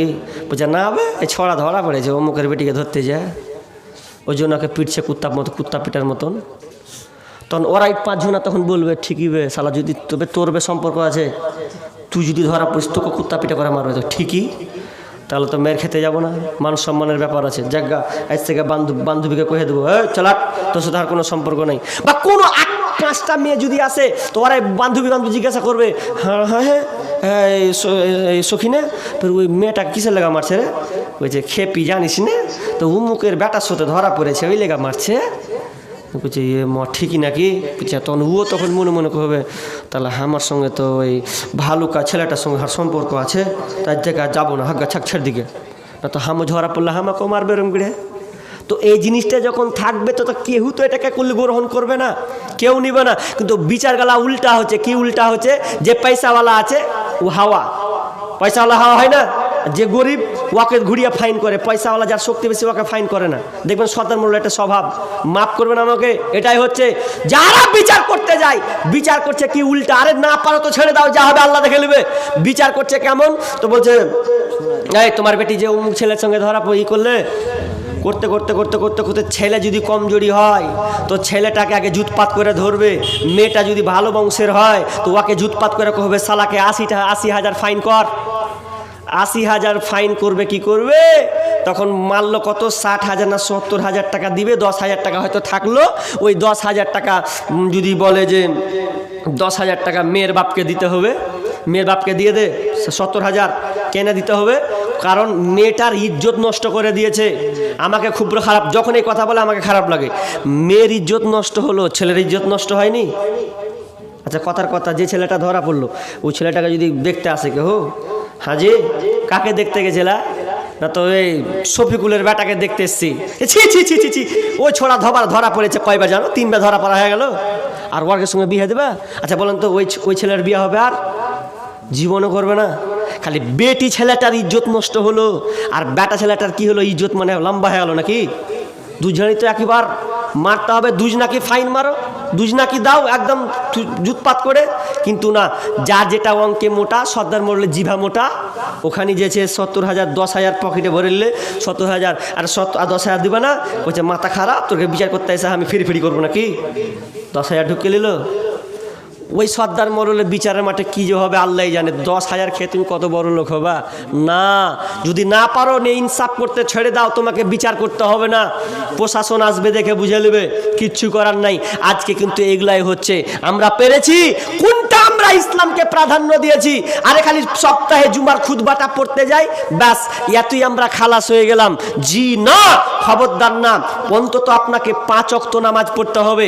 আমরা অনেকে 5 ওয়াক্ত নামাজ এখনো পড়িনি, আজ থেকে তওবা ইস্তেগফার করুন রে ভাই। নামাজ না পড়লে আপনি মুসলিম থাকতে পারবেন না। নামাজটা হচ্ছে একটা মুসলিমের পরিচয়, আপনি নামাজ পড়ুন, বাকি গুনাহ হচ্ছে আপনি আল্লাহর কাছে স্যালেন্ডার হয়ে যাবে। বোন আপনাদের একটা কথা বলি, শেষ একটা হাদিস বলছি আপনাদের। হাদিসটা কি? হাদিসটা হচ্ছে এরকম, আসমা বিনতে উমাইস, উঠিয়েন না ভাই, আমি শেষ ঘড়ি দেখছি আর করছি আপনাদের জন্য, উঠে পালাবেন তো কেমন খারাপ লাগবে।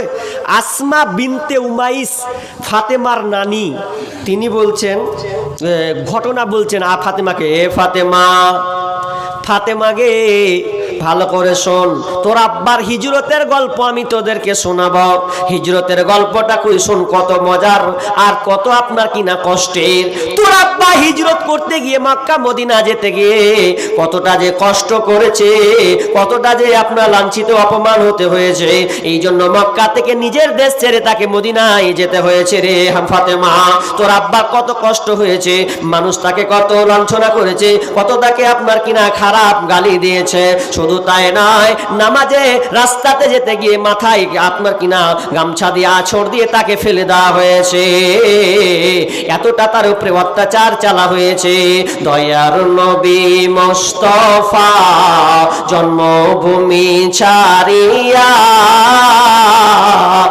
আলীকে শুইয়ে দিলেন নিজের বিছানায়। দয়ার নবী মুস্তাফা জন্মভূমি ছাড়িয়া আলীকে শুইয়ে দিলেন নিজের বিছানায়।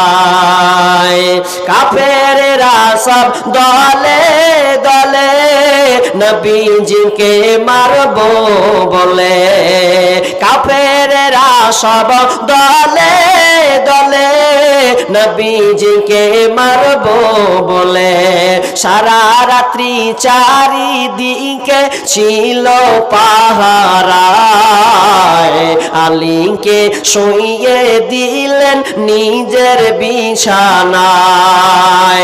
আসমা বিনতে উমাইস তার আপনার নাতিকে ফাতেমাকে গল্প শোনাচ্ছেন, তার আব্বার গল্প। শুনতে শুনতে শুনতে এক পর্যায়ে ফাতেমার মন খারাপ হয়ে গেল, কারণ আব্বার কথা আলোচনা হয়েছে, আব্বা পৃথিবীতে নাই, বিশ্বনবী পৃথিবী ছেড়ে চলে চলে গেছেন। ফাতিমার আব্বার কথা মনে পড়েছে, এমন সময় মনটা তার অন্যদিকে চলে গেছে, মনটা তার ভারাক্রান্ত মন হয়ে গেছে। আসমা বিনতে উমাইস বলছে, ওরে আমার নানি, ও আমার বুবু, কেন তোর মনটা অন্যদিকে চলে গেল? আমি তো তোমাকে তোমার আব্বার হিজরতের গল্প শোনাচ্ছি। এবার ফাতিমা বলছে, ও নানি আমার, আর আমাকে ভালো লাগে না। আপনি আমাকে আব্বার কথা শোনালেন। আব্বা যেদিনকে মারা যায় সেদিনকে আমি কান্না করেছিলাম।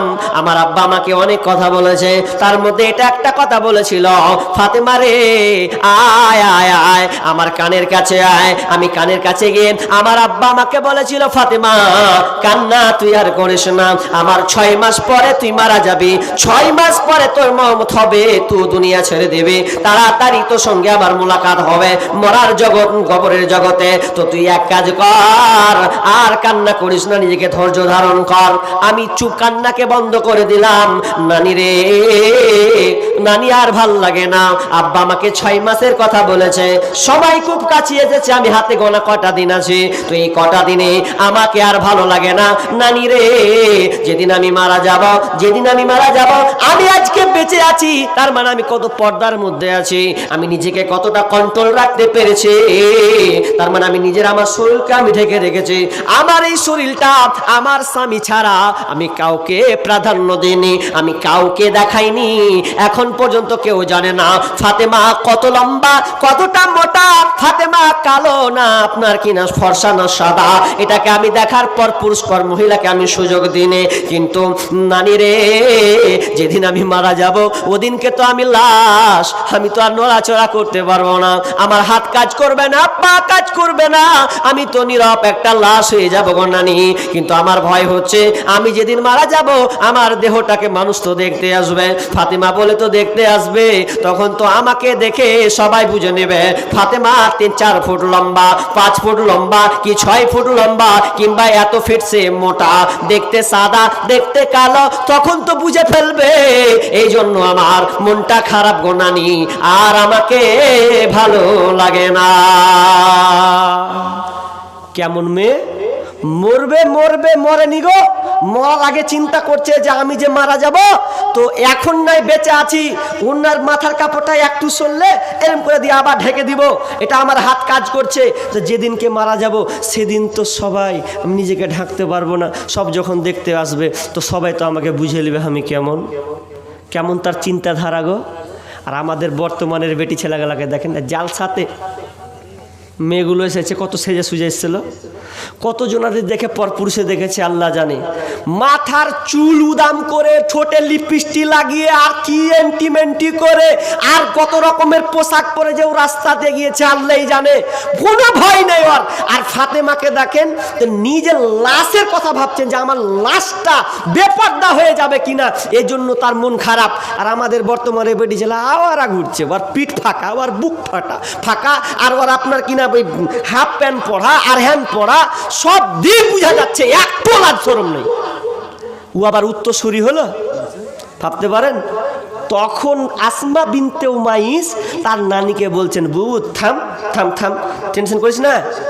কেন গো নানি, চুপ থাক, তোকে আর এত চিন্তা করতে হবে না, আমি কথা দিচ্ছি রে নানি, এ ফাতেমা আমি তোকে কথা দিচ্ছি, তুই যেদিন মারা যাবি আল্লাহ হয়তো আমাকে বেঁচে রাখবেন, আল্লাহ এই জিনিসটা কবুল করুক, তুই যেদিন মারা যাবি সেদিনকে আমি দায়িত্ব নিলাম, যখন তুই লাশ হয়ে যাবি কিছুই করতে পারবে না, আমি তোকে সুন্দর করে 4টা গম্বুজ দেব, 4 জায়গায় আমি ডালকে পুঁতে দেব, বড় করে একটা চাদর দিব, কাউরির ক্ষমতা নাই, তুই কতটা লম্বা, তোর মুখ তো দেখা দূরের কথা রে, তোকে আমি এতটা লম্বা ভাবে রেখে চওড়া ভাবে দিব, কেউ এসে তোকে টের পাবে না ফাতেমা লম্বা না ফাতেমা মোটা, ফাতেমা সাদা না কালো, এটা কেউ দেখার কোনো সুযোগ রাখবে না।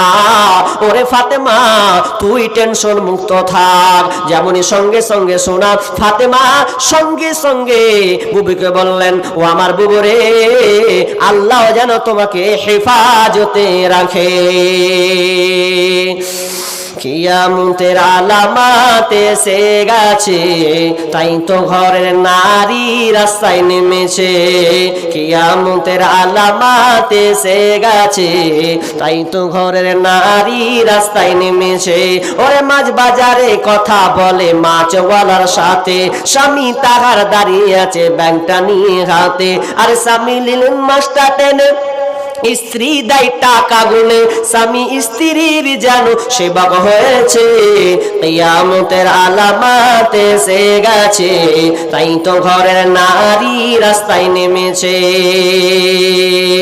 ওরে বরখা পরা বরখা চারা হাট বাজারে ঘরে তারা, ওরে বরখা পরা বরখা চারা হাট বাজারে ঘরে তারা। কেউ বা আবার বরখা পরা, কেউ আবার বরখা পরে টাইট ফিট করে রেখেছে।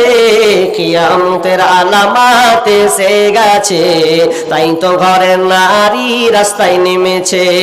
কিয়ামতের আলামাত এসে গেছে, তাই তো ঘরের নারী রাস্তায় নেমেছে। ওরে হাট বাজারে মার্কেটে যান দেখবে শুধু নারী, কেউ বা আবার সেজে কুজে করছে দোকানদারি। বেটি ছেলেও দোকানদারি এখন। ওরে হাট বাজারে মার্কেটে যান দেখবে শুধু নারী, কেউ বা আবার সেজে কুজে করছে দোকানদারি। আরে সব কিছুতেই আছে নারী, কেউ বা চালায় হোন্ডা গাড়ি। সব কিছুতেই আছে নারী, কেউ বা চালায় হোন্ডা গাড়ি। কেউ বা আবার অফিস আদালতে চাকরি করতেছে। কিয়ামতের আলামাত এসে গেছে, তাই তো ঘরের নারী রাস্তায় নেমেছে। ওরে নারী রূপে নারী বসাই কলঙ্কের দাগ, কারণ তারা চলতে চায় সমান করে ভাগ। ওরে নারী রূপে নারী বসাই কলঙ্কের দাগ, কারণ তারা চলতে চাই সমান করে ভাগ। আরে ইসলামের কথা শুনবো না, বদ্ধ ঘরে থাকবো না। স্বামীর কথা শুনবো না, বদ্ধ ঘরে থাকবো না। তাই তো বুবু রাস্তায় চলতে গিয়ে ধর্ষিতা হয়েছে। কিয়ামতের আলামাত এসে গেছে, তাই তো ঘরের নারী রাস্তায় নেমেছে। কিয়ামতের আলামাত এসে গেছে, তাই তো ঘরের নারী রাস্তায় নেমেছে। মেয়েদেরকে শাসন করুন, এখন যা অবস্থা মেয়েদেরকে শাসন করুন। যদি আপনি মনে করেন যে আমি বাপ, জিন্দা বাপ, যদি মনে করেন মরা বাপ তো কিছু বলবো না। আর যদি বীর পুরুষ মনে করেন যে আমি একটা বাপ আছি, আমার মেয়ে বেপরদায় ঘুরে বেড়াবো, আমার স্ত্রী বেপরদায় ঘুরে বেড়াবে, তাহলে জানবেন আপনি হিজড়া। একটা জিনিসটা মনে রাখবেন, যদি হিজড়া হন তাহলে আপনাকে আমার বলার কিছু নাই। আর যদি বলেন না আমি হিজড়া নয়, আমি পুরুষ, আমার ছেলে আছে, মেয়ে আছে, আমার স্ত্রী আছে, তাহলে আপনাকে বলছি আজ থেকে প্রতিজ্ঞাবদ্ধ হন, খবরদার স্ত্রীকে বেপরদায় বের হতে দিবেন না, খবরদার মেয়েকে বেপরদায় বের হতে দিবেন না। কত আপনি বুজুর্গ দেখলেন, আপনার বাড়ি যখন আপনি সাজাচ্ছেন তখন বাড়িতে পর্দা, দরজায় পর্দা লাগাচ্ছেন, জানালায় পর্দা, আলমারিতে পর্দা, টিভিতে পর্দা, টেবিলে পর্দা, সবই পর্দা। আর বেটির হালাত করেছেন পর্দাবিহীন। তখন বেটিকে সাজাচ্ছে বাম্পার করে, যা বেটি স্কুল যা।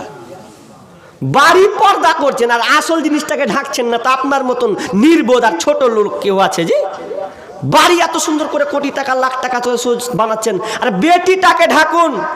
কারণ বিষ্ণু বলছেন মেয়ে হচ্ছে ঢেকে রাখার বস্তু, মেয়েকে ঢেকে রাখতে হয়, ওকে ঢাকতে হবে, এটা আপনার দায়িত্ব, ঢাকতে হবে। সেখানে আমি শেষ 12টা যখন বেঁচে গেছে, কথা হচ্ছে এই যে আমরা আলোচনা শুনলাম, আলোচনার শেষে একটি কথা এটাই বলি যে এটা হচ্ছে মসজিদের জালসা। আর আমি একজন মুসাফির মানুষ, আপনারা অনেকে হয়তো আমাকে সোশ্যাল মিডিয়াতে চিনেন, অনেকে আবার চিনেননি, সরাসরি দেখলেন। তবে কথাটা হচ্ছে আপনি আগের বক্তাকে, আগের শেখকে আপনারা অনেক কিছু দিয়েছেন, ও তো হাল চাষ করে যা হল নিয়েছে, আর একটা চাষ বাকি আছে, বুঝলেন। একবার চাষ হয় তো মোটা মোটা ঢেল হয়ে থাকে, আর এক গালা গাড়ি উঠেছিল বলে ওটাকে একদম মিশিয়ে মিহি করে দেবে। হ্যাঁ, তো ওই গাড়ি গালা পেছন দিকে ঘুরে, তো ওটা হামাকি মনে করলেন যদি ওরকম খুচরা মুচড়া থাকেন তাহলে ওটা হামিলিও মোটা মোটা যা দিয়েছেন দিয়ে দিয়েছেন নাকি। এবার যা খুচরা আছে মাহরুম হইেন না আর আমাকেও অপমানও করিয়ে না। যেহেতু আমিও যখন মাদ্রাসার জন্য চাইতে শুরু করলাম, মা বোন আপনারা অনেকেই আছেন, তো আপনাদের কাছে আমি কিছু আবদার করব, 500, 1000 এগুলা খুব কমের দিকে, কিংবা আপনি পারলে গেলে আপনার দান গম যা আছে ওগুলো লিখাতে পারেন, কিংবা আপনি মেয়েদেরকে বলবো আপনার যদি নাকের কানের থাকে ওগুলো দিয়ে দেন। সব থেকে আশ্চর্য আজকে আপনাদের জালসাতে হলাম একটা ঘটলো, সেটা কি যে একটা চেয়ে বেড়াই এরকম দুটা মহিলা নাকি আপনাদের এই জালসাতে দিল। তো খুব আনন্দ পেলাম। আমি কোন এক জায়গায় আলোচনা করছিলাম, তো মালদা ডিস্ট্রিক্টের মধ্যে আলোচনা করতে করতে করতে একজন ন্যাংরা পেছন দিক থেকে অক্ষম মানুষ, চলতে পারে না, দূর থেকে দৌড়ে এসে থালাতে যা ছিল, টাকা হয়েছে সব কি বলছেন মৌলানা নেন। আমি আশ্চর্য হয়ে গেলাম, যেই লোকটা পরনে ভালো কাপড় নাই, ঠান্ডা শীতের সময়, এত ঠান্ডা কনকনে শীতে, এরপরে থালাতে যা ছিল সব কিছু আমাকে দিয়ে বলছেন আপনি আমার জন্য একটু দোয়া করে দেন। আমি এতে শরিক হয়ে গেলাম। আমি আশ্চর্য হয়ে গেলাম, আহারে মানুষ এই ধরনের এখনও আছে, অথচ আপনাকে আল্লাহ তাআলা অনেক ধন সম্পদ দিয়েছেন, এত দেওয়ার পরেও আপনার কাছে আমি 500, 1000 টাকা চাই, বের হয় না। আপনি 3 বার উঠছেন, আবার এটাই খারাপ লাগে। উঠবেন কেন ভাই? আমি কি বলেছি যে ডাকাতি করবো, জালবো, সব ছিনিয়ে বের করে নেবো? বসেন না রে ভাই, 8-5-10 মিনিট আমি পালাবো তো আমার গলাখানটা আরাম থাকবে। আর চাই তার কি নেবেন? মাশাআল্লাহ। আর একজন ভাই শেষে দিলেন 100 টাকা। আমি আবদার করবো না, যা আছে 100, 200, 500। আচ্ছা 500 টাকা দেনেওয়ালা 5 জন বলেন না, হবে না? 5টা লোক 500 টাকা করে হবে না? মাশাআল্লাহ, মনে হয় হবে। আল্লাহ 1000 টাকা দিয়ে দিয়েছেন একজন ভাই। আল্লাহুম্মা সাল্লি আলাই, আল্লাহুম্মা বারিক আলাই, হায়াকাল্লাহ বারাকাল্লাহ। আল্লাহ তুমি ভাইয়ের দানকে বারাকা দান করো, আল্লাহ ব্যবসা বাণিজ্যে উন্নতি দাও, তাদেরকে সহি সালামতে রাখিও রব্বুল আলামিন। কবরস্থ থাকলে আল্লাহ আত্মীয় স্বজনকে আল্লাহ তুমি আযাব মাফ করে দিও। একজন 100, তাহলে একটা পেলাম, 4টা লোক আর 500 টাকা করে দিবেন না? বয়স্ক মানুষ যারা আছেন একটু ভাবেন, শেষ ভালো যার সব ভালো তার, শেষ ভালো যার। আর আপনারা উঠিয়েন না গো, দুয়াটা বলে যায়, এতক্ষণ কষ্ট করে শুনলেন, শেষ দুয়াটা করে যাবেন না, শেষ দুয়াটা। মাশাআল্লাহ। আর একজন দিলেন 500 টাকা। আল্লাহুম্মা সাল্লি আলাই, আল্লাহুম্মা বারিক আলাই। আর একটা আল্লাহর রাস্তে আমরা হইলাম মাটির মানুষ, মাটি হবে বিছানা, অন্ধ ঘরে নাই রে বাতি, খালি হাতে যাইও না, অন্ধ ঘরে নাই রে বাতি, খালি হাতে যাইও না। আমরা হইলাম মাটির মানুষ, মাটি হবে বিছানা, অন্ধ ঘরে নাই রে বাতি, খালি হাতে যাইও না, অন্ধ ঘরে নাই রে বাতি, খালি হাতে যাইও না। মালাকুল মউত হাজির হবে, প্রাণটা তোমার কেড়ে নেবে, মালাকুল মউত হাজির হবে, প্রাণটা তোমার কেড়ে নেবে। 1 সেকেন্ডের সময় নাই তোর, 1 সেকেন্ডের সময় নাই তোর, ছাড়বি সাধের দুনিয়া, অন্ধ ঘরে নাই রে বাতি, খালি হাতে যাইও না, অন্ধ ঘরে নাই রে বাতি, খালি হাতে যাইও না। ভাই যারা যাচ্ছেন তারা 10 টাকা তো দিয়ে যাবেন না? আরে 5-10 টাকা তো দিয়ে যান আল্লাহর রাস্তে। দেখেন আর দুয়াটা করে দিব আমি, আর আছে 5 মিনিট, আছে 5-7 মিনিট, উঠেন না, 5-7 মিনিট কষ্ট করে দেন। যদি পেশাব লাগাটা চেপে দেন এখন 5 মিনিটের জন্য, দিয়ে দোয়া করে আমরা সবাই চলে যাব। 5-10 টাকা 20 টাকা যে আছেন আল্লাহর রাস্তে দেন। আর একজন ভাই একটা ডাক্তারের গাজাল শুনতে চেয়েছিল, তো ভাইটা কই, কয় টাকা দিলে তুমি ভাই আমার কাছে ডাক্তারের গাজাল শুনবে? ডাক্তার মানুষ ডাক্তারের গাজাল শুনবে? আমি আর ভয় করছি উনি যে ডাক্তাররা বলবে, ডাক্তাররা তো আরো গেল দিবে আমাকে। হ্যাঁ জি, ডাক্তার মানুষ শুনতে চেয়েছে ডাক্তারের গজলটা, তো 5-10-20 টাকা 100 টাকা যা চালাচ্ছে। মা বোন আপনারা যদি কেউ দিতে চান, তা আমার একটা শেষ আবদার রাখবো, আপনারা তো আগের বক্তাকে অনেক দিয়েছেন, আপনারা যাইন না শেষ 5টা মিনিট, আপনাদের কাছে 5-10 টাকা যা আছে, যদি ওখানে একটা আপনাদের আঁচল বা রুমাল থাকে, তো রুমালটা দিয়ে সবাই 5-10 টাকা দিয়ে একবার শরীক হন। যা আছে আপনাদের এই 5 টাকাটা শেষবারে আপনাদের কাছে চাইছি, আল্লাহর রাস্তায় দিয়ে যান, কেউ মাহরুম হবেন না। 10-20-100 যা আছে সব সবাই দেন। আল্লাহ তুমি সকলে দানকে আল্লাহ তুমি কবুল করে নাও। আল্লাহুম্মা সাল্লি আলাইহি আল্লাহুম্মা বারিক আলাইহি আমিন সুম্মা আমিন। আগেকার ডাক্তারেরা ছিল না এত চিটার, হইলে জ্বর জারি লাগাইতো থার্মোমিটার। আগেকার ডাক্তারেরা ছিল না এত চিটার, হইলে জ্বর জারি লাগাইতো থার্মোমিটার। আমরা একটা নতুন জুম্মা মসজিদ করছি, রবিবার দিন জালসাতে দোয়া করে নিজের জানের মসজিদটা করতে। আচ্ছা আচ্ছা, বুঝতে পারলাম না। একটা নতুন জুম্মা মসজিদ তৈরি করছি, আচ্ছা আচ্ছা আচ্ছা তো রবিবার দিন জালসাতে দোয়া করে জানের মসজিদটা করতে। আচ্ছা ইনশাআল্লাহ ইনশাআল্লাহ। আল্লাহ তুমি হায়কাল্লাহ বারাকাল্লাহ, আল্লাহ তুমি তাদেরকে এই কাজটা করার তৌফিক দাও রব্বুল আলামিন, তাদের টার্গেটকে আশা পূর্ণ করে দাও, আমিন সুম্মা আমিন। আগেকার ডাক্তারেরা ছিল না এত চিটার, হইলে জ্বর জারি লাগাইতো থার্মোমিটার। বগলে চেপে ধরে 1-1.5 মিনিট পরে, বগলে চেপে ধরে 1-1.5 মিনিট পরে ঝাড়া মেরে বলতো 104। আগের সেই দিন কি ফিরে পাবো আর আমরা, আগের সেই দিন কি ফিরে পাবো আর। প্যারাসিটামল একটার চারা না, ওষুধ দিয়ে বলতো বেশি খাবা না। প্যারাসিটামল একটার চারা না, ওষুধ দিয়ে বলতো বেশি খাবা না। জ্বর একটু বেশি হলে কট্রিম দিয়ে দিলে, জ্বর একটু বেশি হলে কট্রিম দিয়ে দিলে ভালো হয়ে যেত 1-2 দিন পর। জ্বর ভালো হয়ে যেত 1-2 দিন পর। আগের সেই দিন কি ফিরে পাবো আর আমরা, আগের সেই দিন কি ফিরে পাবো আর। হাতুড়ের ডাক্তারদের ছিল হাত যশ, রুগী এলে বলতো আমার পাশে বস। হাতুড়ের ডাক্তারদের ছিল হাত যশ, রুগী এলে বলতো আমার পাশে বস। দেখি তো চোখের পাতা বলি তো রোগের কথা, উল্টা তো চোখের পাতা বলি তো রোগের কথা। ফিস দেওয়া লাগতো না, ছিল না চেম্বার তাদের, ফিস দেওয়া লাগতো না, ছিল না চেম্বার। আগের সেই দিন কি ফিরে পাবো আর আমরা, আগের সেই দিন কি ফিরে পাবো আর। আগের সেই দিন কি ফিরে পাবো আর আমরা, আগের সেই দিন কি ফিরে পাবো আর। বর্তমান দেশে এখন ডিজিটাল কারবার, পেটে বাচ্চা এলে চেকআপ বারবার। বর্তমান দেশে এখন ডিজিটাল কারবার, পেটে বাচ্চা এলে চেকআপ বারবার। লাগায়া সেলাইন বলে বাচ্চা বেলাইন, লাগায়া সেলাইন বলে বাচ্চা বেলাইন।